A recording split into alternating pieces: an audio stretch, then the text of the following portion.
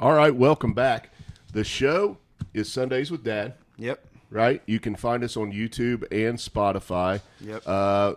Quick thank you for all of our viewers, listeners out there.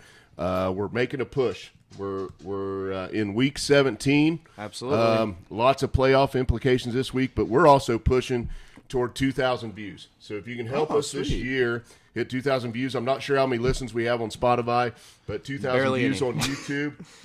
We would definitely like to hit that, and you can help us get there. So if you like it, share it, tell your friends about it. I've had a lot of people asking me about it in the last couple of weeks, and that's been pretty interesting. So I think we have some fringe viewers out there, is what I think. So I think we got fringe viewers that tune in from time to time. That's fine. This is easy to do. Put in your earbuds, turn on YouTube on your phone. You don't have to sit there and look at us. Matter of fact, I'd rather you didn't sit there and look at me. But thanks for everybody that supported us this year. And absolutely. And we hope sincerely that you're having a great holiday week. I know we had a fantastic Christmas. That was pretty fun. With family.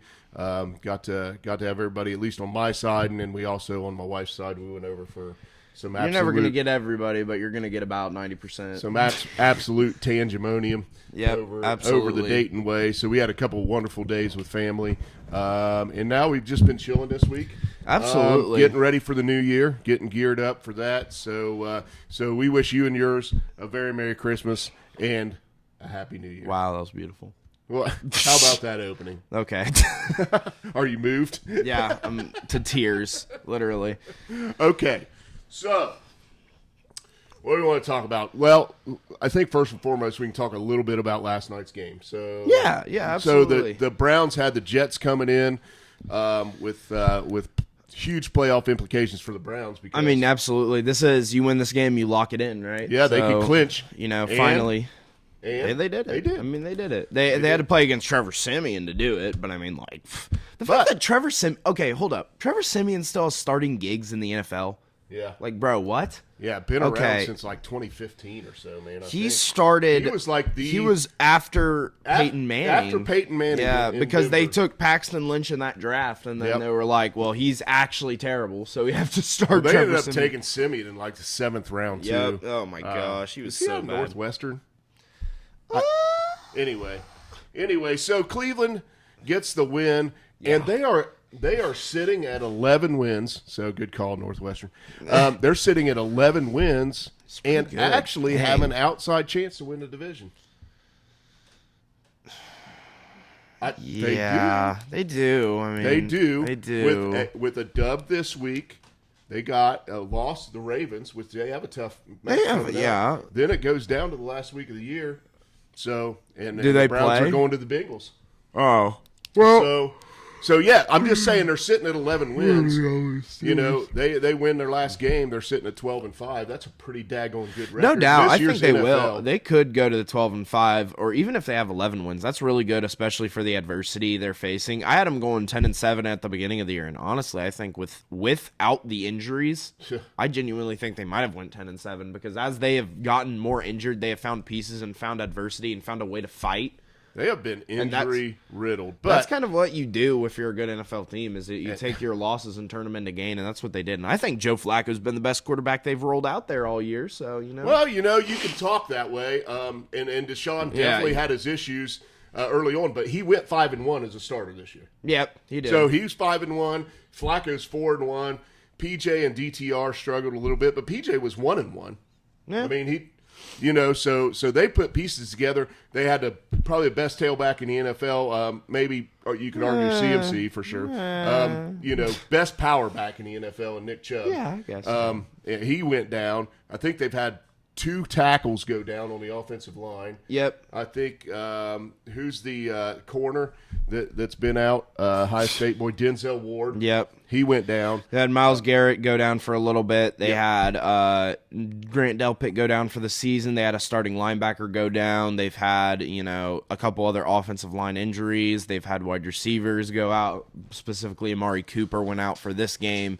Luckily, it was against the Jets, so it really didn't matter. But you've had injuries all around. Injuries have been the story of this team. They found a way to adversify over it, I guess. And now they're sitting at 11-5, which is better than I thought they were going to be at the beginning of the season. So I'm I very did impressed. too. I did too. We weren't sure if the Browns were going to Brown, and they've had things not go their way, which is typical Browns, and then they've been able to overcome it, like you said. I feel like I should give some shout-outs to some Browns fans. Oh, go ahead. I don't care. So, one of my very good friends, Mark Davis, you guys got to be happy this morning, man. Like, yeah. Let's think of a Kenworth guy. How about Sean Goodwill? You'd be walking back into work the first of the year like a bad mama jamma. There you go. How about Tony Taylor? Taylor Brothers. Yes. Big T. Tony. First down Browns. Yep, If you Tony want to Taylor. come down to Taylor's on a Sunday afternoon, you may hear that from time to time. So I love that. AB, Aaron Brown, the whole Taylor's Browns crew, they fill it up every weekend, and good for them. root for the Browns. Good for the Browns. I am literally happy. I mean, for the Browns I fans. think I'm a Bengals fan. We still have an outside shot, but I am happy for you Browns fans. And I think, honestly, from the looks of it, obviously they still have some risk when they go away, but I still think, that this Browns team actually, oh my goodness, high Scoobies. Little early scoop. Down. Get down. Yep, thank you. And he's back. Refuses to get down. And he's back. Right. And he's down. All right. Hi, Kane. Oh. All right. We apologize for the technical difficulties from the beast. Okay, but either way, the only real problem with the Browns right now is Joe Flacco's interception numbers are quite high for the modern day NFL with 8 interceptions on 13 touchdowns. A little worrisome, but overall, your playoff hopes. I mean, just in terms of coming competing. into last night, and he threw another one. No, that was. Was that after it? last No, night? I think that was after last night. But yeah, 13-8. Yeah. So 8 interceptions in 5 games, and this is my worry with Flacco going to the playoffs and then going on the road against some playoff caliber teams is he really should have thrown 2 more in the first half. Yeah. And that's. Guys got to make plays. Jets didn't make the plays, right? Yep. But he threw 2 into Jets. He is very interception prone, which is very interesting to watch. But I think the Browns have like good enough defense. But you've got to put up 37 points on defense like this if you want to win in the NFL and throw 3 picks. And that's what he can do because he's doing a great job pushing the ball downfield, especially to his tight ends. Man, different wrinkle for the Browns. And Njoku had a great game last night, but his play action fake ability. He was really executing very well. I was watching his technique, his play action fake. He's faking. He's hiding the ball well. He's rolling out the other side. Very good. And doing a really good job and hitting the ball downfield, which he was always able to do. I mean, he was always able to push the ball downfield pretty well. So you're going to get risk reward with him. So you just hope it's more reward in that defense can hold. So good luck, Browns, in the playoffs, and congrats on clinching. Yeah. Other in the AFC, 2 teams have also clinched the playoffs, the Dolphins and the Ravens. Both have not clinched their division, interesting enough. And we'll talk about a game this week that kind of implies a lot in terms of their divisional standings going into the final week. Yep. Because either way, one of them is going to get stuck with a loss this week, or they tie somehow. I don't know. Very interesting game. And then I think the Dolphins have the Bills in Week 18. Which, if the Bills win this week, who they play, I think they play the Patriots at their place. Then that decides set up a sweet, that decides the division. Week 18 matchup there. Yeah. So either way, looking at it, I mean, both these teams have clinched the playoffs. I think they're the 2 most established teams in the AFC right now. I'm not going to say they're the 2 best. I think Kansas City is better than the Dolphins, even though they're on a very bad backslide right now. I think that the Ravens are still after last week, you have to call them the best team in the AFC. Man. I don't know about best team in the NFL. I think that's a little bit far, but that was a signature win. Those are the wins in the NFL that you sit there and you're like, that was proof of who we are as a team. And I think just overall, both these teams are very, very good. I think these are 2 of the teams that I have that could go to the Super Bowl. Yep. I think we could see this as an AFC championship matchup, whatever you want to say. Both these teams are very good. So congratulations on clinching the playoffs. Just hopefully you guys can hold on enough to keep those divisions locked so you at least host a playoff game. So on the other side, we've got 4 teams that have clinched in the NFC. We've got the Eagles, Cowboys, expected. Very expected. The 49ers, expected. Yep, and the Lions. And the Lions. Matter of fact, if you listen to our show early in the year, we expected them to win that division, but that is their first division championship since 93, baby. Since 93, 30 years, baby. So congratulations to you, Lions fans out there. Yeah, I just think, just having a little bit of note, at the beginning of the year, we said, there was clear top 3 teams in the NFC, and we have seen that. We've seen the Cowboys, Eagles, 49ers, right? Yep. Those have been the clear best 3 teams, I think. And then we said that who would be the fourth? Who would be the fourth? We questioned it. We said kind of either the Vikings or the Lions. And the only reason we didn't have the Lions finishing, I think, this high of a record is because that Vikings kind of inserting in there. If Justin Jefferson and Kirk Cousins are exactly, healthy all year, and that's what I was about. Man, they're right there in that division. Yeah, they are right there. And the NFC is a whole lot less kind of top heavy. Mm-hmm. But either way, congratulations to those 4 teams. 49ers, obviously, and Lions have clinched their divisions, so congratulations to them. They are hosting a playoff game, which is huge. And they're not going to play the Cowboys. Whoever wins that NFC South is going to play the Cowboys. So they sit there and they get a pretty solid matchup no matter what in that wild card. And yeah, of course, the 49ers and Lions are both competing for the 1 seed in the NFC right now. Yeah, Lions are still alive for that 1 seed. How huge would that be? The Lions hosting at Ford Field would be crazy. Yeah, absolutely. I would love that. That'd be almost worth driving up there for a playoff game. But the 49ers have to lose, and the Eagles both have to lose, which... Yeah, things got to happen for them. They're in it, man. But, the Rams play at 49ers, and, the Eagles have... Giants, I think. So, week 18, they have Giants. So, it's just like, there's not a lot of hope there, but I hope they do get it because that'd be awesome to see Ford Field. They're already hosting a playoff game. You already know that's going to be an electric environment. You're going to watch them if they host the entire NFC playoffs. That'll be absolutely crazy. So, moving on, we can talk about some of the bigger headlines instead of just moving down playoff team. Every time you turn on ESPN or a talk show or McAfee or whoever, who are they talking about? Russ. They're talking about Russ and what's going on in Denver. So, you got any takes on that? I think I'm just going to spew when it gets to me. So, I think this is a really I don't like this decision. I really don't. I get it, but I think this decision is another team of executives who have money at the forefront and they want to get back their purchase.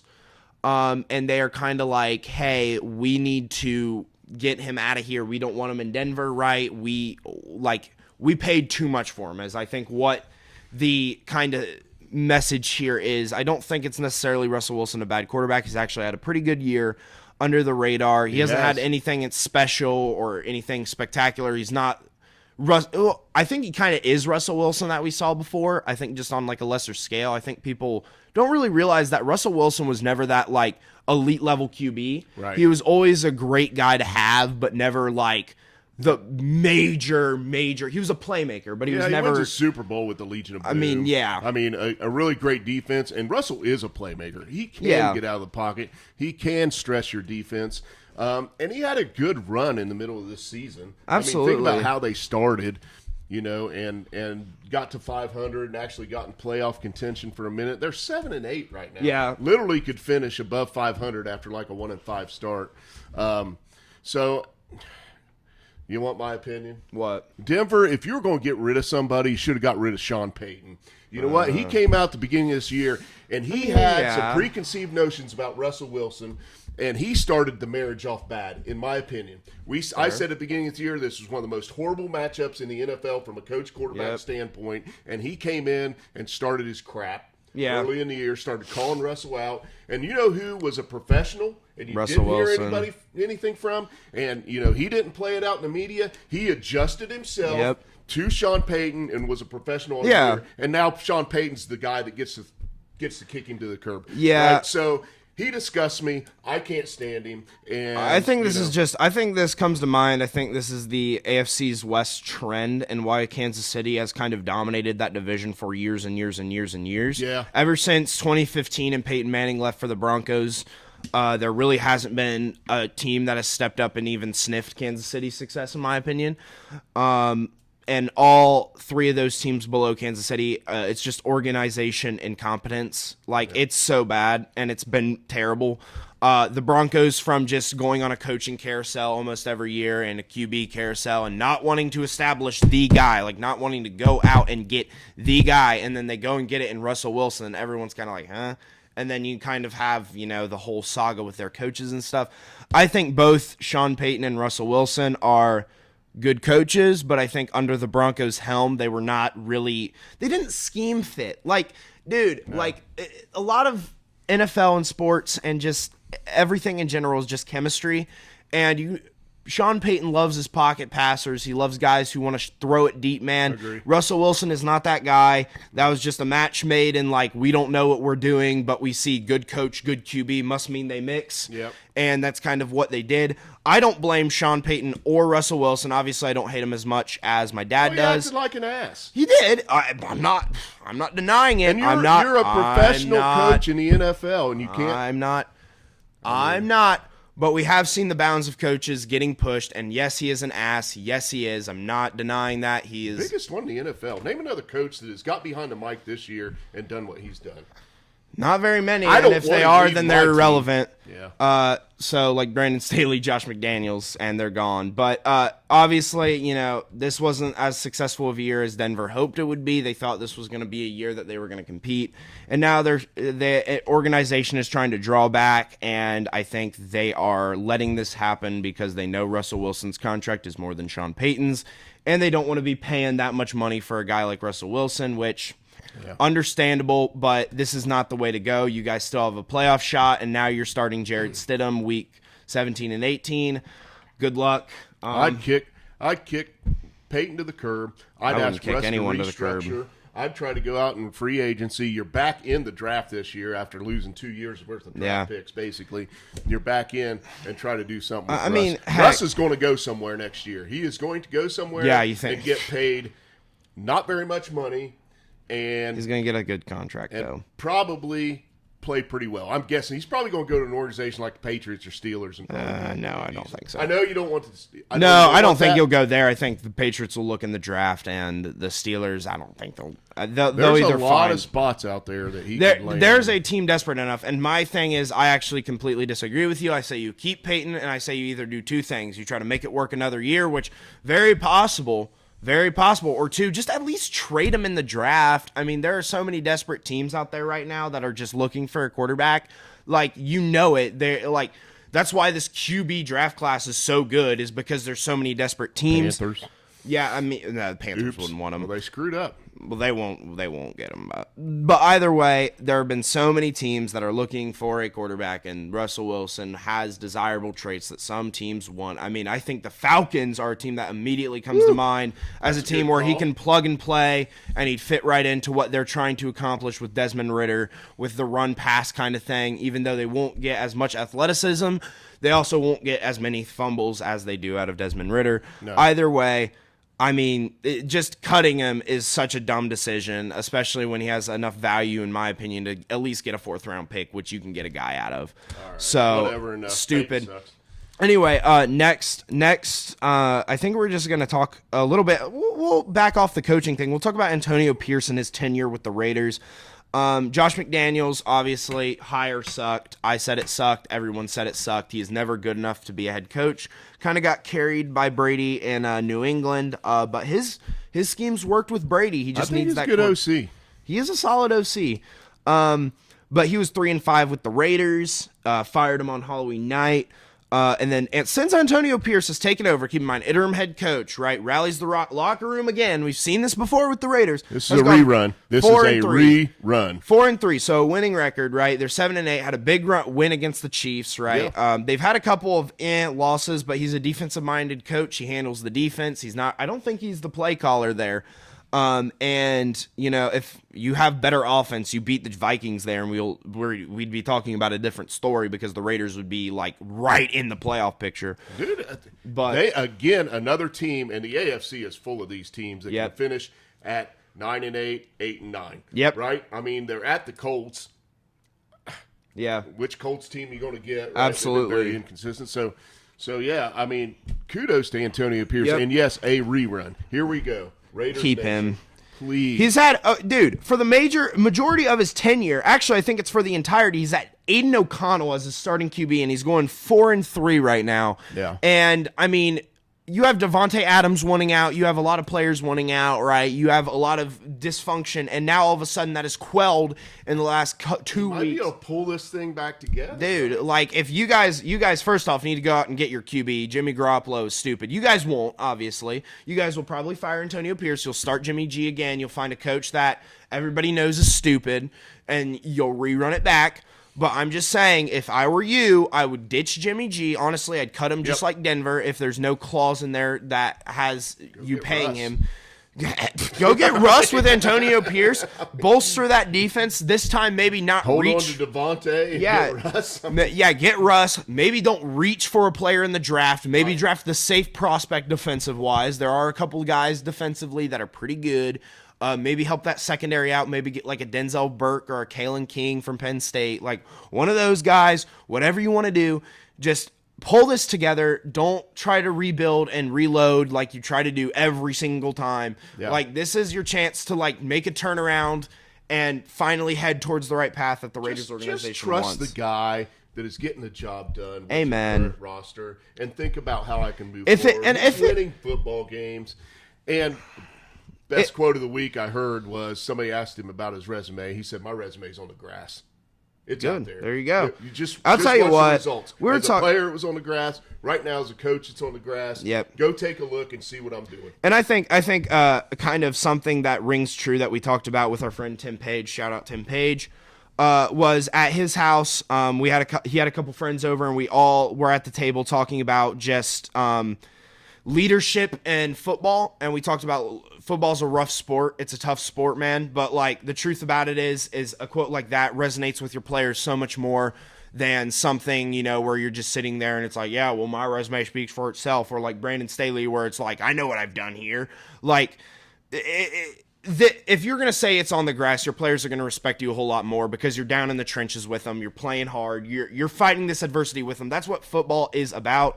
And that's why I really do like Antonio Pierce and his story. But, whatever the Raiders want to do, probably the wrong thing. Go ahead. But Antonio Pierce, I'd give him a shot, man. If you give him a shot for a full season.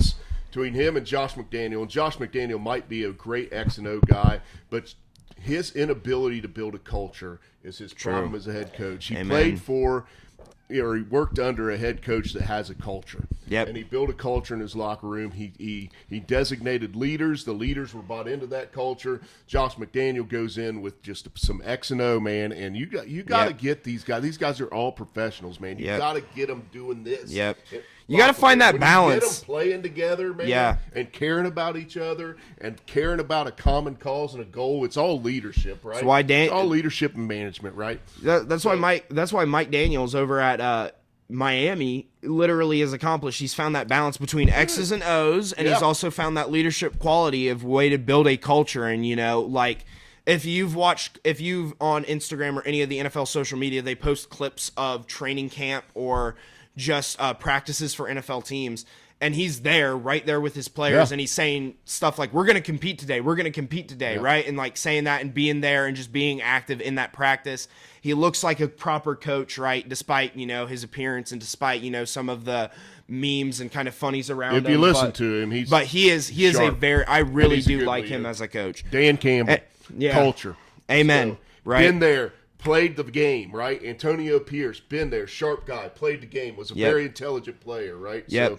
So doesn't hurt to trust these guys. So, good. All right. Anyway, moving on. Final kind of headline that I want to talk about before we get into a rundown. We're going to talk about 3 big games this week. Yep. We got the MVP conversation. Brock Purdy is out now. I mean, he's out. He's done. I agree. He's done after that. Well, I mean, we never thought he should have been in. Yeah, we never thought let's be real. This is just confirming what we thought and everybody else didn't because people are stupid and they don't watch the NFL. They only look at stats. 3 guys on that roster that could be MVP above Brock Purdy. Yep. You got Williams. Tebow, you got Trent Williams, and you got CMC. Namely CMC for me, or Trent Williams. Unfortunately, he missed 3 games this year. Yeah, CMC is the guy. I'm actually gonna add on to that because that's offensive. Defensive wise, you're gonna throw in Fred Warner there because he's middle linebackers are the leaders of the defense. We haven't seen a defensive MVP in who knows how long. But MLBs are the leaders of the defense, and he is the leader of one of the better defensive units in the league. But they kind of got themselves a little exposed. I wouldn't say like fully exposed to the point where it's like, oh my gosh, the sky is falling. But, the Ravens came in there, tough team. Yeah. They did the job, and now all of a sudden Lamar is finally getting talked about, who we talked about on the show. So, like, if you're going to give it to finally, he's finally the odds-on favorite in Vegas to win the MVP. Yeah, and I still think it's a disservice because I think CMC is still by far the best player in the NFL this year, valuable-wise. And I think it's just stupid because it's really unfair. It really is unfair to CMC. I was listening to McAfee the other day, and he was talking about some comments that J.J. Watt made. I think in 2014, it was and Aaron Rodgers was on the show. And so Rodgers, anyway, they were kind of picking at Rodgers a little bit and saying J.J. Watt thinks he should have won the MVP that year. But he said quarterbacks will always be the MVPs because they touch the ball in every down. They are the most valuable player. This is J.J. Watt. He said they should have most valuable player, and then they should have the freaking best player. He goes, because that year I was the best player in football, right? And a lot of – I get that, right? I get that. But it was an interesting take out of J.J. It's funny that they had Rodgers in there picking at him, and McAfee had Watt on the show yesterday. I get it, right? I think that J.J. Watt made the wrong point, but he had the right idea. QBs do the most. They have one of the hardest jobs in football. I'd argue the hardest, just in terms of mentally and physically, a mix of that. I would say cornerbacks have the hardest job physically. Yeah. But I would say they've just mentally, the mental game of just memorization of 1,000 plays, memorizing the defense's plays. It's insane to play quarterback at the NFL level. You need to know where your 11 guys are supposed to be, and you need to understand there's a reason why the 3 positions that are drafted first overall almost every year are edge rusher, QB, and tackle, and those are the 3 positions that make the most impact, and there's a reason why it's QB, over and over with the occasional sprinkle in of a tackle or a defensive end. It's because they're the most valuable position in football in general. That being said, the point of they touch the ball every down is so stupid because at the end of the day, QB doesn't always make the play, even if they touch the ball. That is a really dumb point. I hate when people say that. The center touches the ball every single play. There you go. Checkmate. Checkmate. Center touches the ball every play. Give the MVP to the center. That's the stupidest thing I've ever heard. I'm joking. So that's fine. But either way, CMC. You can make your argument for CMC. I've watched Lamar play all year. Been under control, made mature decisions. He's got his team in number 1 seed. He rushes the football. He throws the football. And, he is a do-it-all guy. I would argue he's probably their second leading rusher, I'd guess. Probably. But, might be their leading rusher. And been very efficient and adjusted his game to defensive styles and game situations. I said it early in the year. I haven't brought this up. A very mature Lamar Jackson this year. Yeah, and I think, and like I said, I would love for Lamar to win it. Louisville fan here. Love to see Lamar finally get the credit he deserves because he's been hated on a lot. Stinking Raven, man. Yeah, but I get it. But either way, I'm still gonna say CMC is still the obvious answer, and it's not even close for me. In a game where they basically got blown out, they still had about 20. I'd like to points. see him give out 2. Yeah, NFC, AFC. Yeah, I think that takes away the MVP. Kind of the value of it. I know baseball does it, but that's different because they usually didn't play each other. The NL, AL, which is hard to measure. Well, I'll tell you now, that's weird. If the NFC West hadn't played the AFC North this year, then the 49ers might have a little different record. They may have already clinched no doubt. Because they got beat by 3 AFC 1 and 3 North teams. So thank you, Steelers. Anyway, but I just want to say that in a game where they kind of lost handedly solely because of Brock Purdy, because he threw 4 interceptions, CMC had 20 touches, not rushes, just touches in general for 131 yards and 1 touchdown. I mean, you can't argue with that. I mean, that's averaging 6 yards per touch.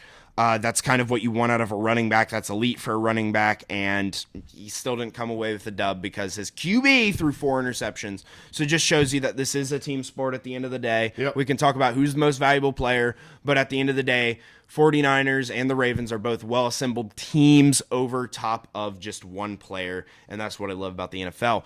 Let's go down and move on, I think, after that to the rundown. Yeah. Let's do it. Let's run down these games this week. There's some pretty good ones. Lots of playoff implications, especially on the AFC side, man. There are 3 teams that have clinched. There are 7 or 8 teams that are in the running right now. Yeah, I mean, even my lowly Bengals are sitting at 8-7. Right? You know what I mean? Yeah, we have a. Never mind, we don't have a shot. We're going to Kansas City this week. Yeah. So. All right. Anyway, and you have Browns. So, first game, Titans at Texans. Starting off really well.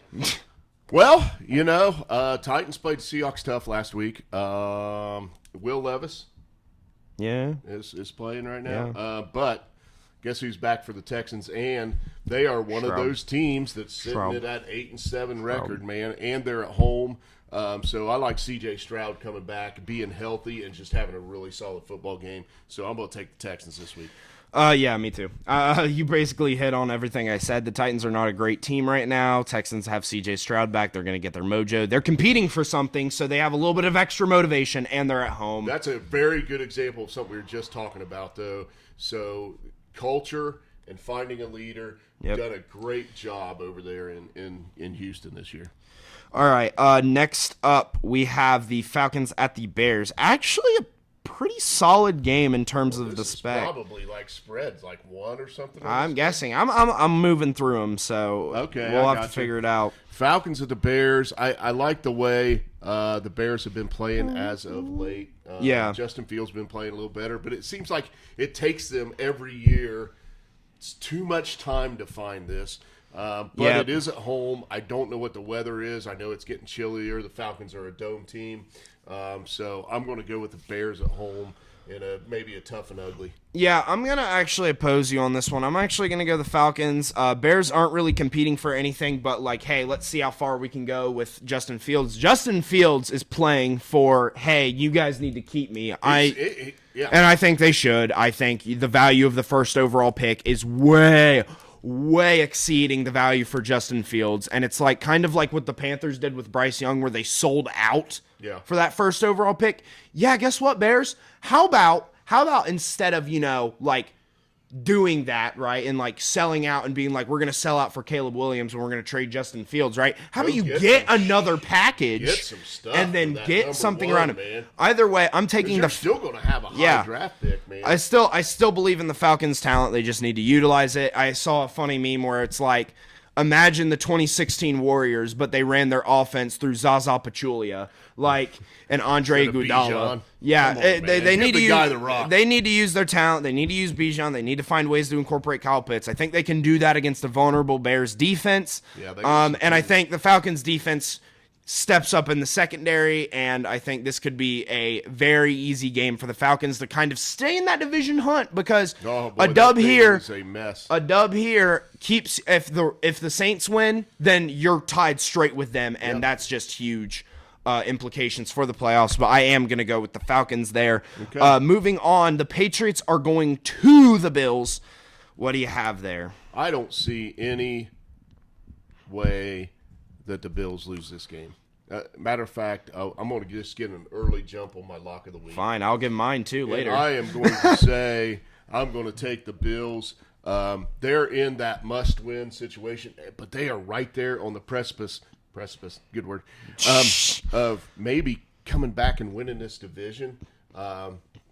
Let's face it. All right, I've been pretty hard on the Bills all year. Josh Allen is kind of a monster at quarterback. He is a superhero type of quarterback that can just put a team on his shoulders and win games. It feels like him and Diggs are getting back on the same page a little bit, and are running the football better, which is a great combination for that offense. They can score with anybody in the league. Defense hasn't been terrible. It's getting better. So I'm going to go Bills, and it's my lock. Yeah, I'm definitely going to go with the Bills, and I would consider locking it in. You basically touched on all the points I wanted to say. The Bills are slightly healthier than they were. They're still a little bit injured. They still have had some yearly injuries, but they are healthier than before. They are hot, and they have a chance to win that division, which I would love to see because that would mean I'm right and he is wrong about the Dolphins. But either way, I mean, we both kind of had the right idea that both these teams were going to be competing for the division, right? Obviously, the Jets were. Well, we were even. I think we had these two teams kind of ahead. We knew the Jets would be in the hunt if Aaron I had the Rodgers Jets stayed at healthy. 1. I had the Jets You did at have 1. the Jets at 1. I said early Still think they would have that been. I thought the Bills might end up at 3. Yep. You know, and the Aaron Rodgers being out of the equation really screws that whole prediction thing up. But that's the way the NFL is, right? Yep. But I said a healthy Tua with that roster would be very, very dangerous. And we mentioned the coach, huge factor in that Dolphins team. So Yeah, but I think the Bills are going to make the playoffs. Yep. And they are going to be the team that nobody wants to play right now. I agree.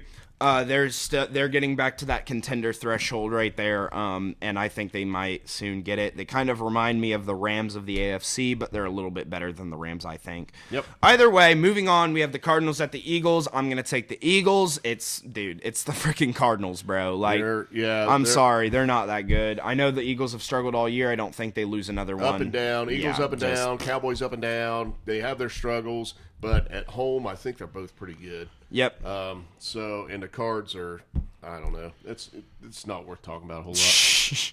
I'm gonna Fair go enough. Eagles. All right. Next up, the Panthers are going to the Jaguars. Another stinker of a game. Spread on this one is 6. Are the Jags 9-6 or 8-7? They're 8-7. They're frauds. The Jags are said still. it. The Jags are still frauds. I said it when they had like freaking 3 losses and were at the top of the freaking thing. At like, were they 8-3 at one point in this season?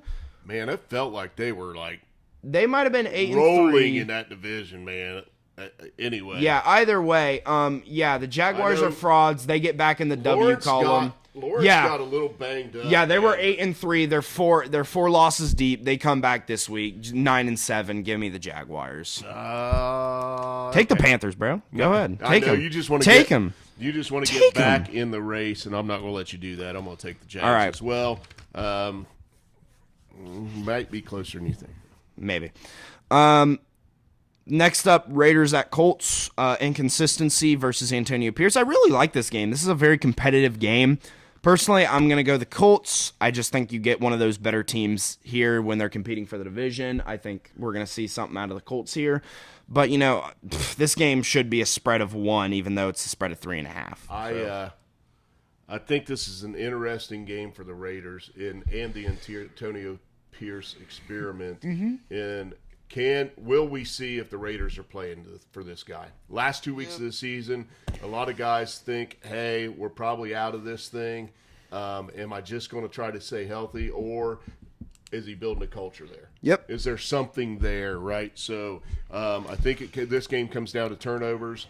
Agreed. Can Max Crosby be disruptive, and how effective can the Colts be running the football against them? I'm going to take the Colts, just because we go quarterback, and we can say most important player, not most important player, but I got Gardner and Minshew against Aiden O'Connell, baby. So, yep. And Minshew, man, he's earning his way, man. To me, this guy's been on. He rosters earned his way his rookie year for every me, time dude. he Oh gets a my chance. gosh, The guy, dude. He kind of reminds me of Baker, man. Like, Yeah. he kind of gets the job done. When He gets is the Baker opportunity. Mayfield with a sexy mullet. That's all he is. Yeah, But so I'm going to take the Colts. Yeah, I mean, I'm sorry. I'm looking up the age of this guy because I'm pretty sure he's like 26 or something. 27. Yeah. So he's still in like prime age to be like, bro. Gardner Minshew needs to get He's more. got a solid 8 years left, Yeah, man. dude, just come on. Anyway, moving on, the Rams at the Giants. Who you got? I got the Rams. They're getting on a roll. Yep. They've got a pretty good roster too. That we know what Stafford and that receiving core can do. They can rack up some points on you. Hey, the Giants have showed some respectability in recent weeks, man. So congrats to Dayball and the DeVito kid for just showing some toughness and gutting out a couple games here.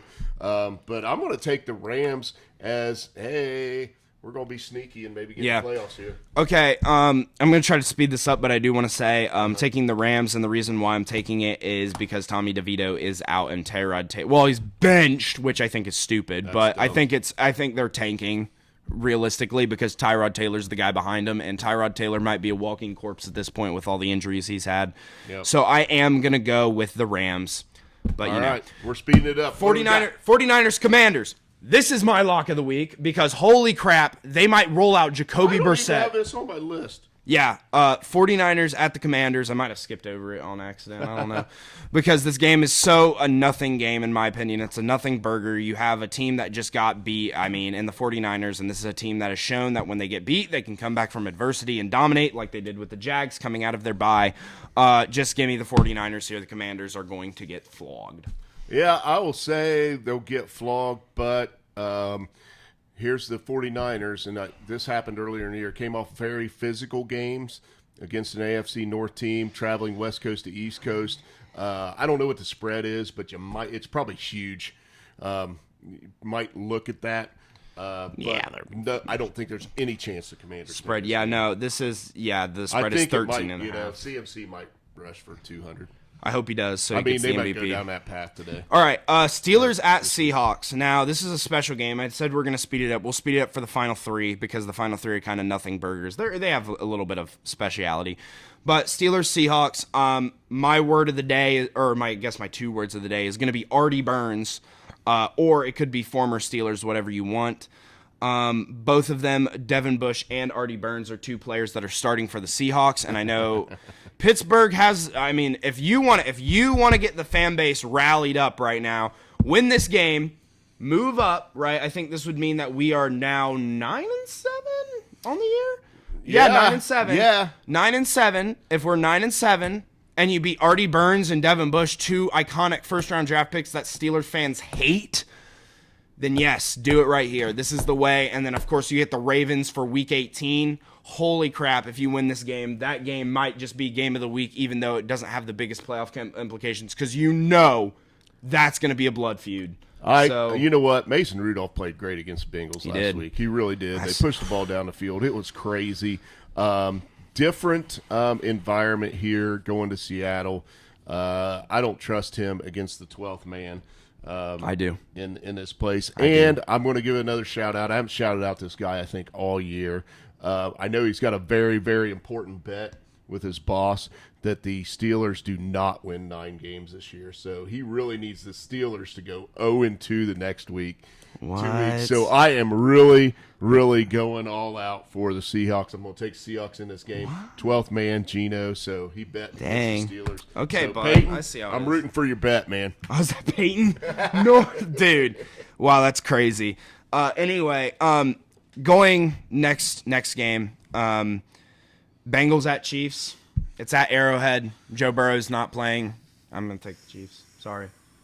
Yeah, take the homer pick, please. The Bengals got a taste again. They played against a good defense a couple times with Jake Browning, so twice to Pittsburgh, and both times they've kind of got their butts kicked. All right, get the freak down. I'm talking about the Bengals, man. Hey, Bobby. Anyway, so again, they're going to a very, very tough environment, very similar to the Seahawks and the 12th man. And please stop. And so a good defense, horrible environment. I don't think the offense will get it done, but it might be a close game. Yeah. Anyway. All right, I'm trying. Whatever. Good God, I'll take the Chiefs. Yeah. Get out of here with this stuff. All right. Anyway, next up, nothing burger of a game. It might be close. I don't care. Chargers at Broncos. Easton Stick versus Jared Stidham. Give me Broncos. I don't care. I'll take the Chargers. I don't care. Let's move on. Division. I'm just doing that because I hate Sean Payton. If you had it. Division matchup here. Packers at Vikings. I'm going to go. Implications on this game. What are these 2 records? 7-8, 7-8. Okay. So they're both competing basically. I think for hanging on. Yeah, hanging on. I'm going to take the Packers. I'm going to take the Vikings. I'm like the Kevin O'Connell, right? Oh yeah. And he's done pretty solid without a quarterback. Yeah. So. He lost Kirk Cousins early. What a blow. And Vikings at home, and kind of a nothing burger of a game too. So. Yeah. All right. Anyway, Big three. We gotta hit these big three a little bit quick because we are running short on time. We're like 45 minutes in. But we can start off with the first one, which isn't. I mean, this is number 3 because it can determine who wins the division. Basically, this is Saints at Bucks. Both these teams are not going to win a playoff game most likely because they get to match up against the Cowboys or the Eagles. Yeah. And I'm just going to say this is a really interesting game to me. The Saints are on their claps that they do every year with, that's just how they roll. The Buccaneers and Baker, I really like what they've put together. I think it shows the value of Tom Brady, how he can leave a team and the team still wins 8 games. Yeah. So who'd you take? I took the Bucks. Took the Bucks. I think the Buccaneers. We talked quite a bit the other night with some friends about the Buccaneers and Baker. Buccaneers fan, literally. Yeah, and I am going to shout out a Buccaneers fan. Yeah. So my nephew Patrick Pruso, man. He's your nephew? Pat Pruso, like Marion's son would be my nephew. I don't know. I'm thinking. You're thinking of somebody else. Yeah. All right. Ignore what he just said. Yep. So Pat Pruso, my nephew. You got to be excited. I didn't think. Our conversation centered mostly around Baker and the job he's really doing with this team. And if they had a couple more pieces on the O-line and in the backfield, maybe, just maybe, this would be a little bit better football team. But he's done a really good job of leading the football team, which he has done just about everywhere he's gotten a chance and started, kind of like what we talked about with Gardner Minshew. So I'm going to take the Bucks, and I just wonder if it means something. Does it mean something if you win this division? Is it a build on this thing or not? And that's a really tough call in Tampa Bay. Yeah, I absolutely. Think, but I'm rooting for the Bucks. I've been kind of on the Baker thing all year. Yeah, I really want them to win. But it's going to be a tough game. It's really a coin toss to me. Yeah, I think it is a very, very kind of coin tossy game. But I am going to. What do you think the difference is? Why are you going with the Bucks? Quarterback. It actually is quarterback. I think Derek Carr is a guy who likes to collapse at the end of the year. I think that Dennis Allen cannot use Derek Carr well. And I think that Baker's fitting into a decent system. I think that it's interesting because despite not being able to have a decent run game, which they have been formulating it as it goes on to the season, yep. I think that the pass game has been good enough to keep them in games, and their defense is obviously solid.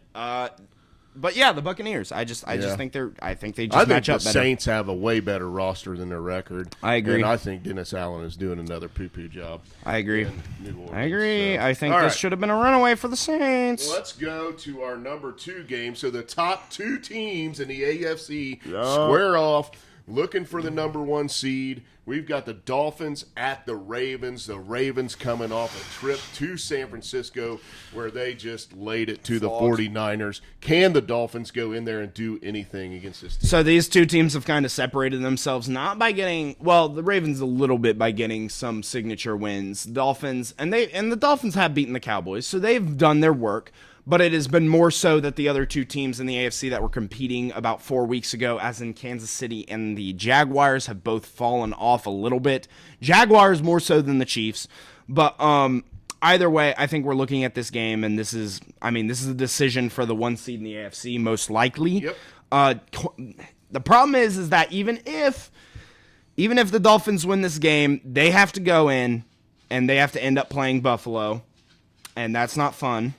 And even if the Ravens win this game, they might lock down that 1 seed, but they still have to go and play Cleveland the final week, which is Pittsburgh.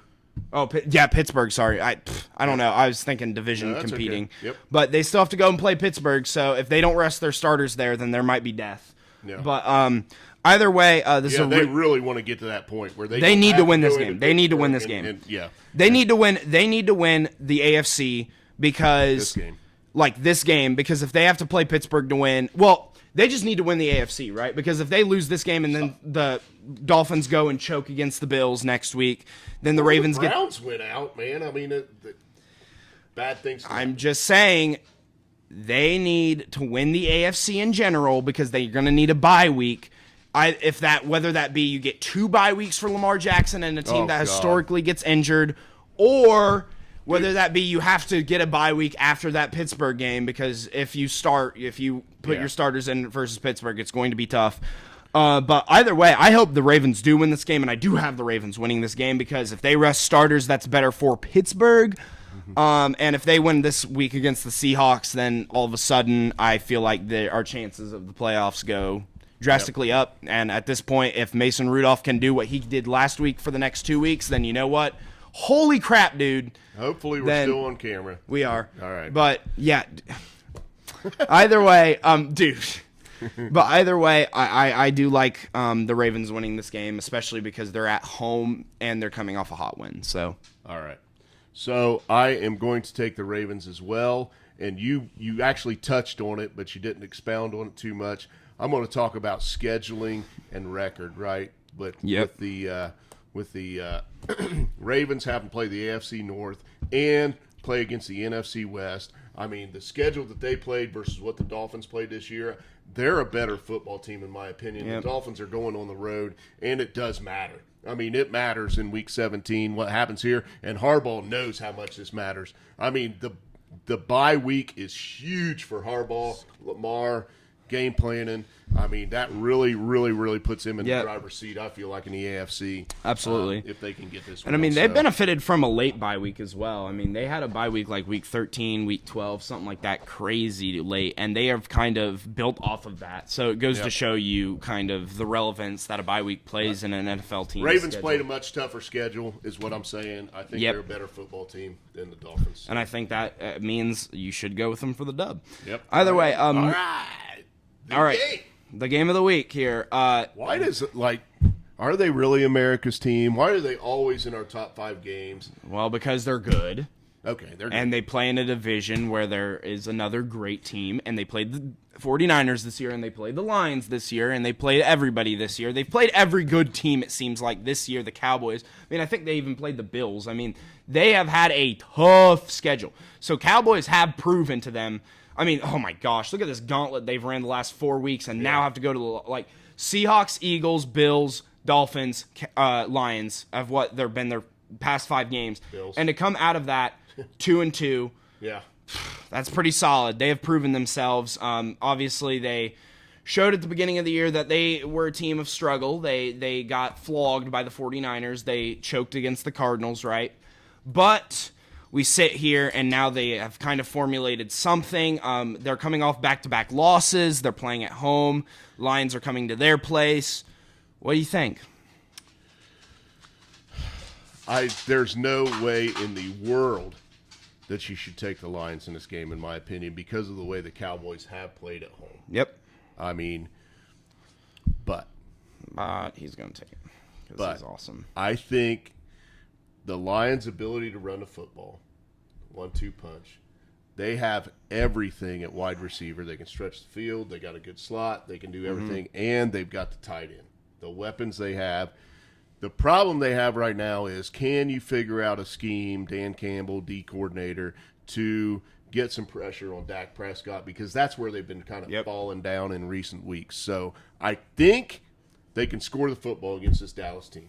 I think they will score the football against this Dallas team. Can they find some defensive magic? The spread's like 6, which you figure with these two teams, you'd have like the typical 46 over-under and a 3-point spread in this game. So they've got Dallas favored heavily in this game. I think because of the way they performed at home.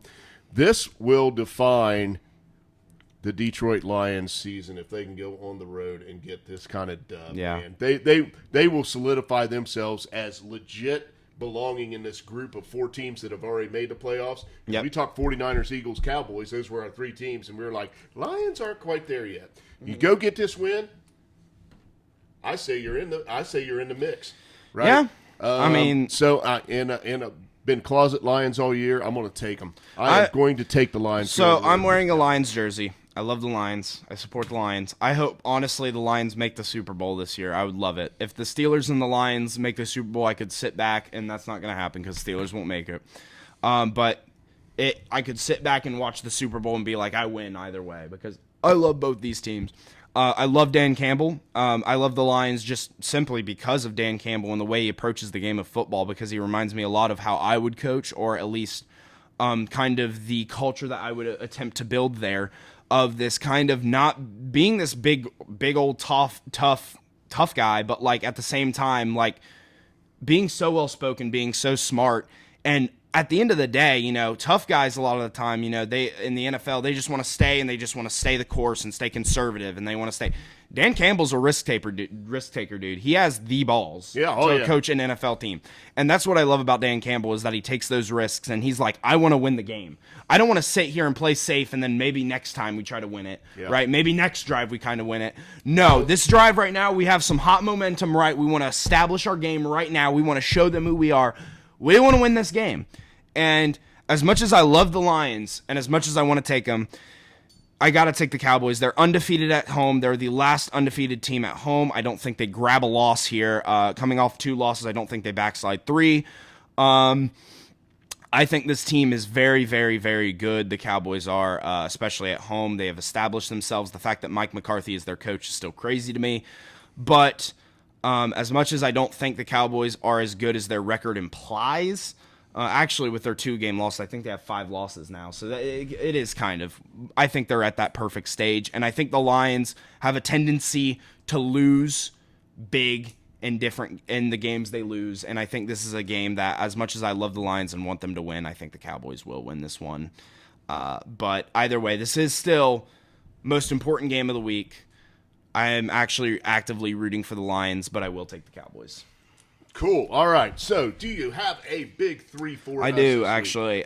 So, first off, I do want to mention... You're sitting at 500, couple weeks left. Of course, I do want to mention that this show will be posted Saturday morning. That's just because we filmed this on Friday, and Lions-Cowboys is actually Saturday night game. Okay. So, that is... I'm just mentioning that. I was considering posting it Sunday like we usually do, but like if Lions and Cowboys, I mean, that just makes sense. And we kind of did a combined show here just because busy week. We went and saw concerts and stuff like that, and we just had family time. It was very busy. But my 3 locks here, I'm going to start off with the one that I feel the safest with, the Texans -4. You know, playing at home with C.J. Stroud back versus the Titans. And I know I bet against the Titans last week, and it didn't really it led to an even, but I did say in the show that week that at best, the Titans are going to lose by 3. So I just think at the end of the day, it's a guaranteed lock. And I kind of think it here that it's the same scenario. At best, the Titans are going to lose by 3 to the Texans, but I do think the Texans... I hate that 1-point hook. I do, but on it, but I do like the way the Texans have played at home. I can go back and think how tough the AFC North has been. Mm-hmm. They got the Pittsburgh Steelers down there and beat them 30-6. Yeah, I mean, not to bring that up. No, I don't care. I don't care about the Steelers for sure. So I think the Texans can get this done at home. They've got a lot to play for. I think Stroud, with a couple weeks of rest and preparation, I think he's a focused young man. Yep. I think you get it done. All right. Next up, my next game is another game that I actually feel decently safe in. This is actually the Rams -5.5 against the Giants, because the Giants are starting Tyrod Taylor out there and the Rams have been hot. Giants defense hasn't been great all year. They've been all right, but they haven't been great all year. And I think that if they can establish Matthew Stafford and that wide receiver core, then it's over for the Giants defensively. And I can tell you offensively with Tyrod Taylor, they're not going to do much.